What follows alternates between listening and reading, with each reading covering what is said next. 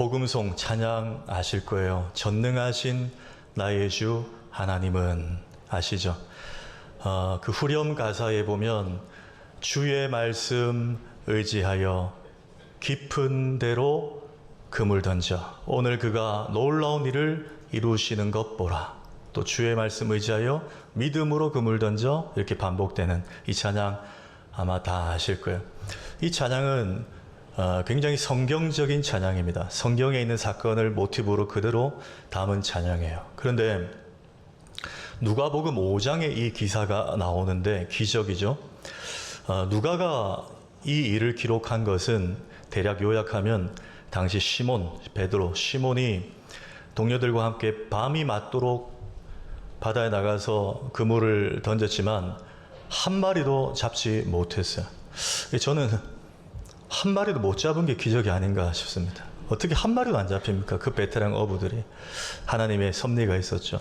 그러고 이제 돌아와서 다음을 기약하면서 그물을 깁고 그물을 씻는데 저쪽 배에서 설교하시던 예수님께서 베드로 쪽을 보시면서 다시 한번 가서 그물을 깊은 곳에다 한번 던져봐라. 이렇게 말씀을 하세요. 그랬더니 그 베드로와 동료들이 선생님, 저희들이 밤이 새도록 수고하였으되 잡은 것이 없지만은 주의 말씀 의지하여 다시 그물을 내리리이다. 이렇게 했어요. 그리고 그 결과는 아시죠? 그물이 찢어질 정도로 물고기가 잡히는 그야말로 만선을 그들이 목격을 했습니다. 그게 사실 이 찬양의 모티브고 누가복음 5장에 기록된 성경의 기적의 내용이에요. 그런데 똑같은 방금 이 에피소드를 오늘 우리가 읽었는데 여러분 좀 내용이 너무 간결하지 않습니까?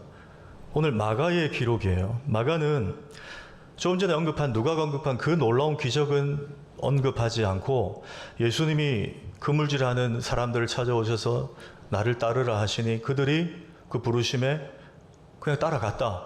굉장히 간결하게 핵심만 기록을 하고 있다는 것입니다. 이게 공관복음의 묘미죠. 네.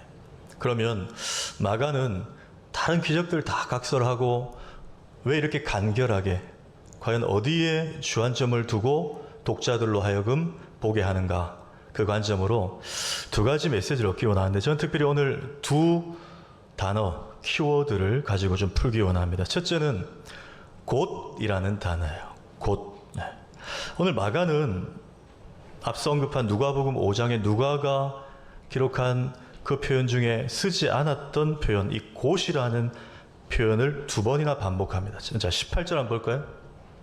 그렇죠? 곧 그물을 버려두고 있다. 여기 곧은 NIV 영어 성경에 보시면 at once라고 되어 있죠. 즉시 이렇게 번역하는 게 좋습니다. 즉시. 근데 20절에도 곧이 나오는데 20절은 곧 부르시니 아버지를 배에 버려두고 예수를 주님 부르시니 곧 부르시니 바로 또 따라갔다. 그 곧은 또 다른 영어 단어를 쓰는데 without delay. 여러분 딜레이 표현 아시죠? 연기하고 미루고 지체하다. 그러니까 without이니까 지체하지 않고 부르심에 반응하고 따라갔다. 비슷한 표현으로 곧을 마가는 두 번 반복하고 있습니다. 교훈은 쉬워요. 하나님이 우리를 삶의 현장에서 부르실 때 우리의 반응이 어떠해야 된다? 미루면 안 된다. 지체하면 안 된다. 곧 즉각 반응하고 순종해야 된다. 지금 마가는 그 이야기를 강조하고 싶었던 것 같아요. 교회들마다, 우리 교회뿐만 아니고 교회들마다 이런 케이스들이 다 있는 것 같습니다. 가령 부인들은 교회 열심히 주일 성수하고 열심히 하시는데 간혹 남편분들 가운데 교회에 적은 두고 있지만 주일 성수를 잘 하지 않는 그런 분들도 교회들마다 있어요. 부모님들은 열심히 신앙생활 잘 하시는데 자녀들은 어릴 때 주일학교 때는 곧잘 하다가 점점 머리가 커지니까 그냥 교회 생활을 드문드문 하는 그런 경우들도 교회들마다 있지 않습니까? 그런 가정들 제가 혹 권면하거나 신방하는 일이 있으면 간절히 기도하고 또 그런 가정이 있으면 이렇게 권면을 하는데 들려오는 이유, 사연들은 다 있어요. 보통 이래요. 목사님, 요즘 저희 하는 이 사업체가 아주 큰 지금 프로젝트를 하고 있는데 이거 조금 마무리되면 제가 열심히 나갈 겁니다. 뭐 이런 유의 얘기들 하시고, 또 제가 뭐 주일날 출근 안 하지만 그래도 회사 여러 가지 상황 때문에 주일에도 뭐 접대성으로 사람들을 만나야 되고 공도 치러 가야 되고 뭐 이것저것 좀 사람도 좀 만나야 돼서 제가 요즘 조금 바쁩니다. 이거 조금 해결되면 제가 갈게요. 그런 얘기들도 종종 하세요. 어떤 분들은 주일에 장사가 너무 안 돼서 주일도 문을 열고 장사를 해야 된다는 분도 계시고, 또 어떤 분들은 주일에 너무 장사가 잘 돼서 또 장사를 해야 된다는 분도 계세요. 여러 가지 사연들이 다 현실적인 또 이해가 될 만한 그런 얘기들을 하십니다. 그런데 이해는 되지만 여러분, 하나님을 너무 그렇게 기다리게만 하시면 안 됩니다. 오늘 하나님은 성경을 통해서 뭐라고 말씀하시느냐? 하나님이 우리를 부르실 때 하나님, 제 이거 좀 끝나고요, 미루지 말라는 거예요. 계산하지 말라는 거예요. 즉각 지체 없이 곧 그 부르심에 반응하기를 원하신다는 거예요. 저는 우리 성도님들의 삶의 형편을 이해합니다. 어떤 분들이 이런 생각을 하실 거예요. 목사님, 하나님이 우리 삶을 아시잖아요. 제 형편과 지금 처지를 아시잖아요. 하나님이 다 이해해 주시잖아요. 맞아요. 하나님 우리를 사랑하시고 우리의 형편을 잘 아시고 이해하십니다. 그런데 우리가 그것을 상습적으로 반복하거나 남용해서는 안 된다는 거예요. 그분은 하나님을 잘 모르고 계신 거예요. 마치 여러분, 하나님은 우리가 어떤 하나님을 믿어야 됩니까? 성경의 계시, 성경에 기록된 하나님이 우리가 믿어야 되는 하나님이야. 그런데 성경은 제쳐놓고 내가 그림 그리는 하나님, 하나님은 내 형편을 다 아시고 다 이해하시고 내가 이렇게 해도 다 괜찮다 하실 거예요. 내가 상상하고 그려놓은 하나님만 붙들고 있는 분들이 간혹 있어요. 여러분, 출애굽기 32장에 아론의 큰 죄가 그거 아닙니까? 모세가 시내산에 올라가서 내려오는 게 좀 더디니까 아론이 이스라엘 백성들하고 뭘 만듭니까? 금송아지를 만들어요. 그걸 만들어 놓고 한 번도 본 적 없는 하나님을, 여러분, 하나님은 이렇게 생긴 분입니다. 이게 하나님입니다.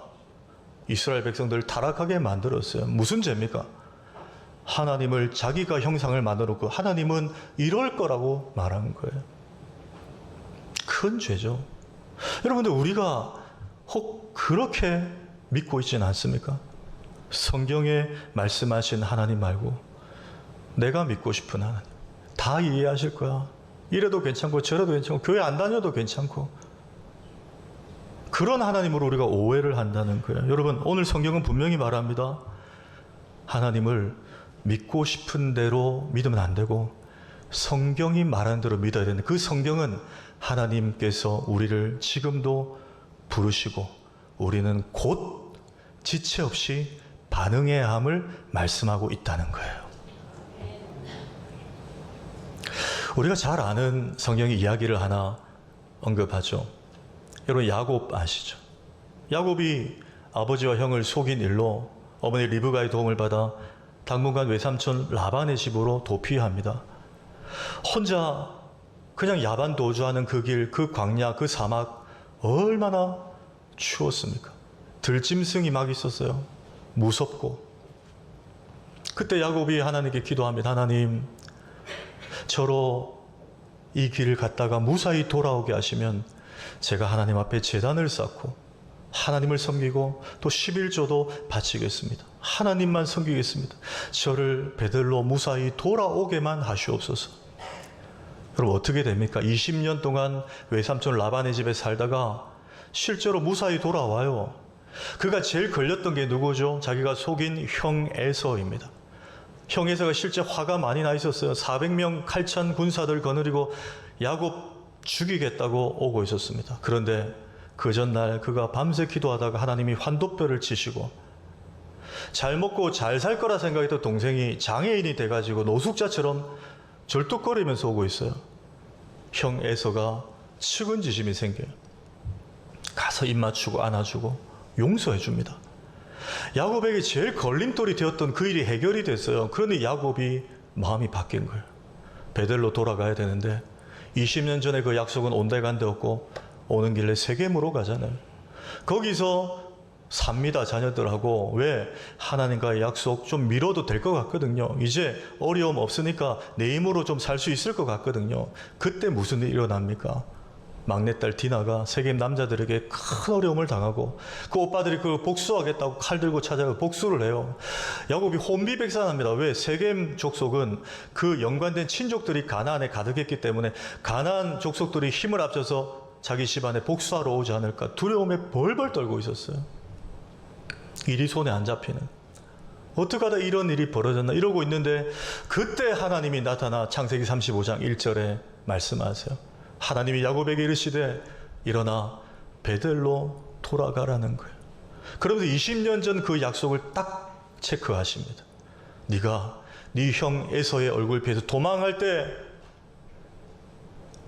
그때 나한테 베델로 돌아와서 잘 섬긴다고 하지 않았냐. 왜 그거 미루고 네가 지금 여기서 이러고 있다가 이 꼴을 당하냐는 거예요. 답은 베델로 돌아가는 거야. 그리고 아프고 힘들 때, 가정이 그렇게 힘들 때는 하나님만 보이고 기도밖에 답이 없어 보이는데 낫고 나니까 좀 회복되고 나니까 내가 해야 할 하나님 앞에 일들을 미루는 우리의 모습 아닙니까?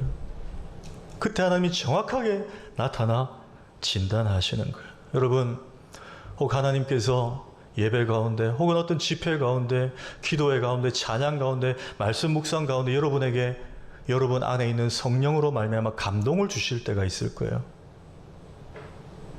그렇게 하라고. 네가 그거 헌신해. 그때 여러분 즉각적으로 순종하시길 축복합니다. 간혹 하나님 내 집 형편 아시잖아요. 내가 지금 그거 가르쳐집니까? 이어폰 딱 끼고 하나님 음성을 못 들은 채 하고 미루는 분들이 있으면 안 돼요.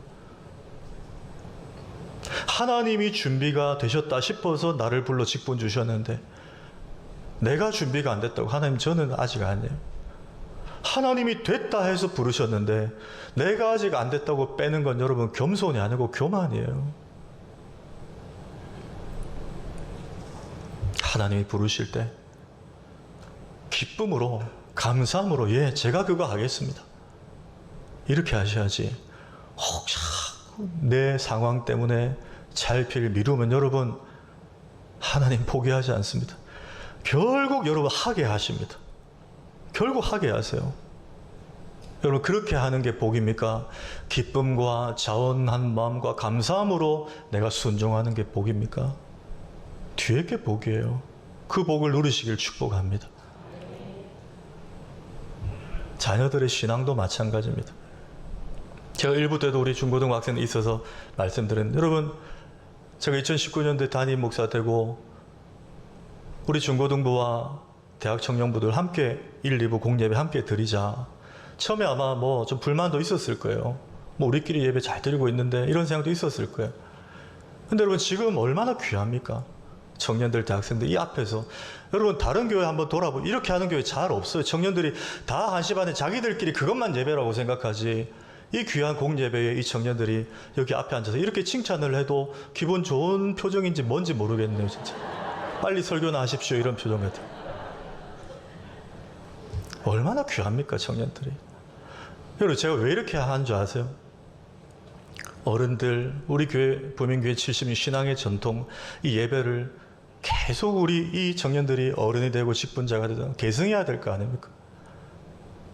청년들 예배 가운데는 찬송가를 많이 부르지 않아요. 그게 뭐 잘못됐던 거 아닙니다. 그러나 공예배를 통해서 이 귀한 찬송가도 우리가 함께 보고 이어가야 될 거 아니에요. 이 예배의 계승이 얼마나 중요한지 몰라요. 청년들, 대학생들 너무나 귀합니다. 카톡은 안 귀합니다. 얼마나 귀한지 몰라요.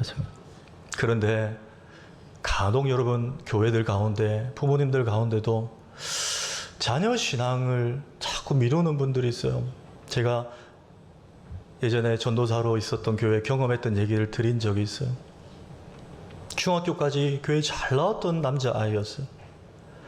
고등학교 딱 올라가서 한 1, 2주 교회 안 보여요. 전화도 안 받아요. 문자를 해도 답이 없어요. 제가 집에 찾아갔어요.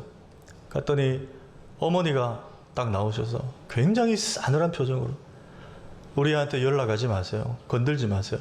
대학 가면 다시 교회 보낼 거예요. 너무 막 차갑게 그러셔서 저도 돌아왔어요. 며칠 뒤에 그 아이가 토요일에 제가 교육자실에 있는데 찾아왔어요. 보니까 오른쪽 눈두덩이가 멍이 들어있어요. 들어보니까 얘가 엄마 아빠에게 공부도 잘하는 애였거든요. 전교권에서 놀던 애였어요. 나 주일날 1시간만 중고등부 예배 드리고 독서실 갈게요. 얘기했는데 자꾸 그런다고 아빠가 때린 거예요. 아빠가 검찰청에 근무하는 학생이었는데 그래서 아빠가 걔가 저를 왜 찾아왔냐면 얘가 자꾸 이렇게 버티는 거는 얘를 들쑤시는 전도사 때문이다. 그 전도사 저예요. 그 전도사 내가 가만 안 둔다. 감옥에 쳐 넣어버리겠다고. 얘가 제가 걱정이 돼서 찾아온 거예요. 그 말을 해주려고. 더 이상 저한테 문자 전도사님 하지 마세요. 제가 어떻게 해볼게요. 그러고 갔어요. 근데 여러분 2주 뒤에 그 어머니가 울면서 저한테 전화가 왔는데 그 전날 얘가 또 아빠한테 교회 좀 가게 해달라고 얘기하다가 아빠가 막 술을 먹고 후려치니까 얘가 여러분 그때 애들 욱할 때 있잖아요. 뛰쳐나가서 그 노는 애들 오토바이 타는 애들 그 뒤에 탄 거예요. 여러분 오토바이는 뒤가 더 위험한 거 아시죠? 헬멧도 안 쓰고 탄 거예요. 연산 로타리에서 새벽에 택시하고 그대로 들이받았어요. 제가 그 연락을 받고 저는 부산대학병원 중환자실에 그때 처음 와봤어요. 제가 15일 동안 매일 왔습니다. 다 꽂아놓고 여러분 15일 만에 세상 떠났어요. 저는 너무너무 마음이 아파요. 지금도. 근데 저보다 그 부모님 마음이 어떻겠어요? 얼마나 후회가 될까요? 여러분? 아니 그 예배 1시간 들어와서 독서실 가겠다는데 얼마나 여러분 시간을 돌리고 싶을까요? 제가 경험한 이야기지만 너무 극단적인 얘기지만 그래도 여러분 그 원리를 제가 말씀을 드리는 거예요.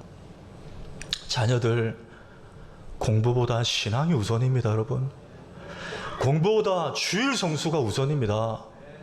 그게 돼야 다른 것들이 열리는 거예요. 부모가 욕심 가지고 밀어 넣는다고 해서 되는 게 아닙니다. 여러분 주님을 만나야 돼요. 은혜를 받아야 돼요. 하나님으로부터 은혜와 능력을 다운로드 받아야 월요일부터 승리하는 거예요. 그 원리를 아는 분들이 부민교회 부모님 되기를 축복합니다. 두 번째는 마가는 버려두고라는 단어를 또 2번 강조합니다. 18절입니다. 곧 그물을 버려두고 따르니라 그랬어요. 20절에도 볼까요? 20절에도 곧 부르시니 그 아버지 세배들을 품꾼들과 함께 배에 버려두고 예수를 따라가니라. 역시 곧처럼 2번 버려두고 반복합니다. 근데 지금 이들이 어부들이죠. 구체적으로 3가지 특정해서 버려뒀다 그랬어요. 그물과 배와 아버지입니다. 여러분 어부들에게 쉽게 생각해 보십시오. 어부들에게 배와 그물은 어떤 의미입니까? 생업 아닙니까? 생계입니다. 근데 이걸 버려뒀다는 거예요. 여러분 아버지는 뭡니까? 가족입니다. 가족도 버려두고 예수님을 따라갔다는 거예요. 여러분 솔직히 이런 말씀 좀 불편하지 않습니까? 수용하기에. 저는 좀 불편했어요. 과연 예수 믿는 거, 기독교의 길을 간다는 게 이렇게 냉정한 것인가? 하나님 우리 이렇게 잔인함을 요구하시나? 이런 생각 들잖아요. 이 말 고지그대로 받아들이면 어부들에게 배와 그물을 버리라는 것은 다 신학교 가란 말 아닙니까? 다 선교사 되란 말 아니에요. 근데 여러분 우리가 배울 때 그렇게 안 배웠잖아요. 우리 임내송에 뭐라고 하죠? 내가 밟는 땅 주님의 땅이니. 내가 지금 일하는 직장 죄 짓는 거 아니고서는 다 그 일터에서 하나님 나라를 세워가도록 열심히 살아내는 게 하나님 뜻이라고 그랬잖아요. 근데 왜 나의 배와 그물을 버리고 따라오래요? 이해가 안 되는 거예요. 가족 버리래요. 이거 맞습니까 여러분? 성경 전체를 보면 좀 아닌 것 같지 않아요? 십계명에도 내 부모를 공경하라 그랬습니다. 그게 하나님 뜻이었어요.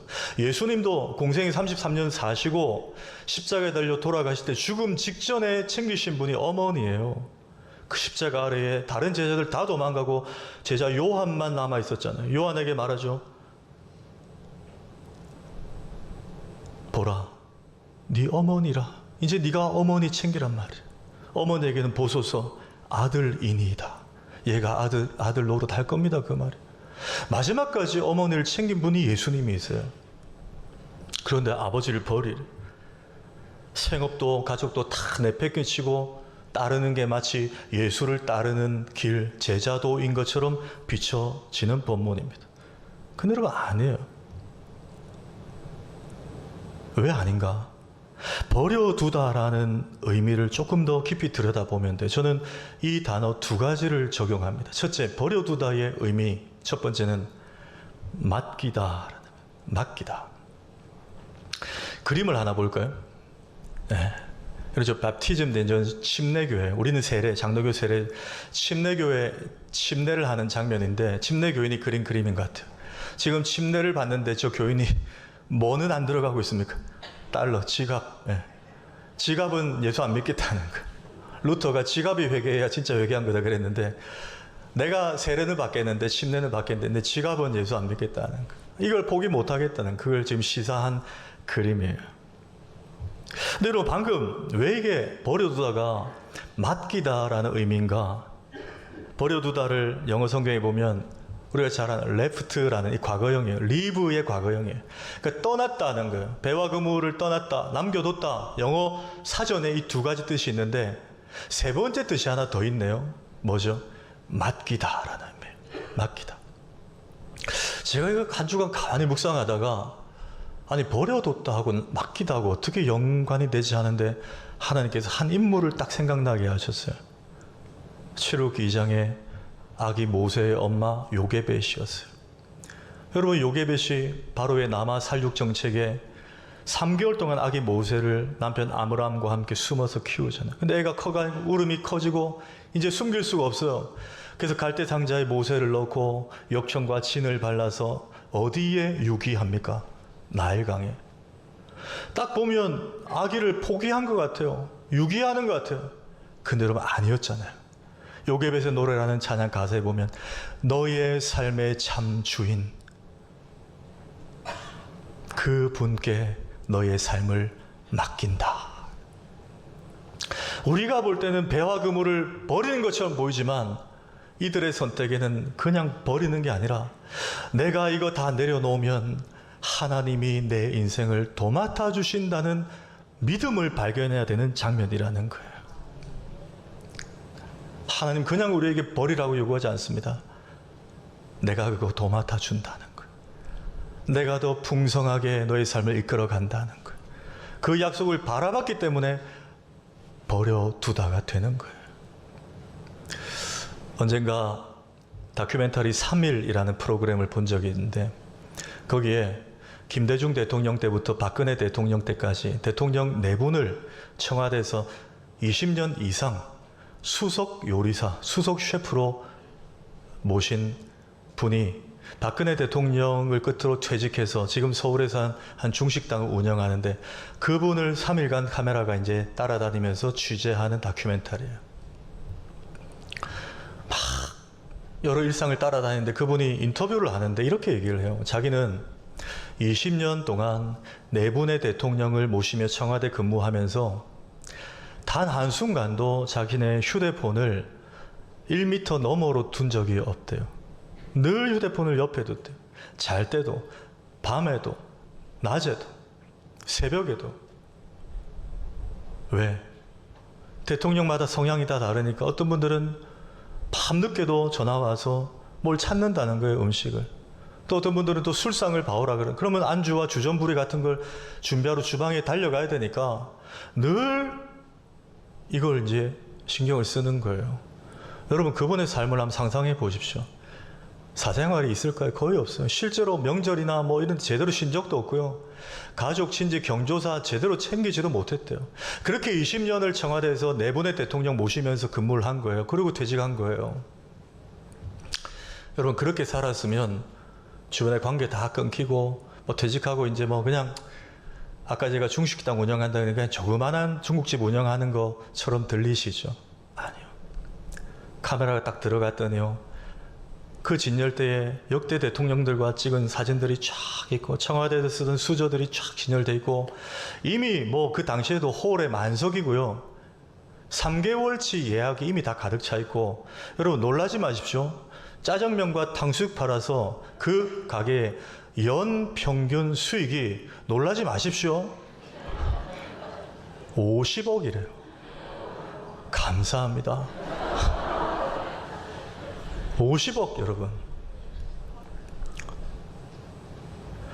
그렇게 사생활 없이 다 희생하고 그렇게 20년 해서 남들처럼 뭐 노후 알아서 살아야 되는 게 아니고 대통령 네 분을 모셨다는 그게 하나의 스펙이 되고 보상이 되더라는 거예요. 근데 여러분 대통령도 귀한 자리고 직책이지만 사도 바울이 고린도전서에 우리를 두고 뭐라 했어요?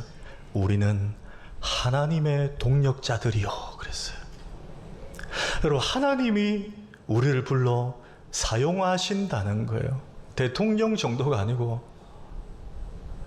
여러분 그 자체가 우리의 놀라운 스펙이요 보상이 되는 줄 믿으시기 바랍니다.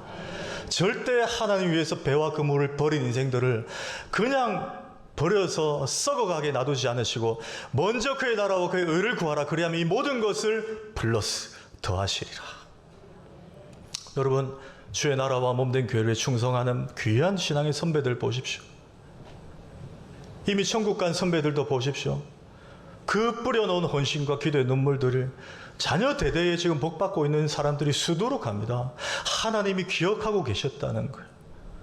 버려둠이 하나님께 맡겨둠이 됐다는 놀라운 은혜입니다. 두 번째 버려두다의 의미는 끝으로 더 귀하다는 의미. 더 귀하다. 저는 이 메시지를 발견합니다. 지금 어부들이 배와 그물을 버려두고 예수님을 따랐다는 것은 여러분 다른 말로 하면 배와 그물을 소유하는 것보다 예수님을 소유한 가치가 더 크다는 것을 그들이 목도하고 깨달았다는 거잖아요. 아까 서두에 언급한 누가복음의 그 기적을 그들이 보았잖아요. 아니 이분은 누구에게 바람과 바다도 컨트롤하고 심지어 물고기들도 컨트롤하느냐. 이분은 하나님이시구나. 내가 물고기만 찾아 쫓던 인생이 아니라 물고기를 다스리시는 이분을 쫓아가는 것이 내가 살 길이구나. 더 귀한 길이고 인생임을 발견한 거예요. 예수님께서 공생의 3년 동안 제자들을 데리시고 3년 동안 제자 훈련하시고 그리고 3년 차에 십자가 죽으심을 앞두고 제자들에게 어느 장소에 가서 물으세요. 너희는 나를 누구라 하느냐? 너희는 나를 어떻게 생각하느냐? 그렇게 물으신다고요. 근데 여러분 거기가 어디였느냐? 성경에 보면 빌립보 가이사랴라는 곳이었습니다. 여기는 원래 빌립보라는 도시였어요.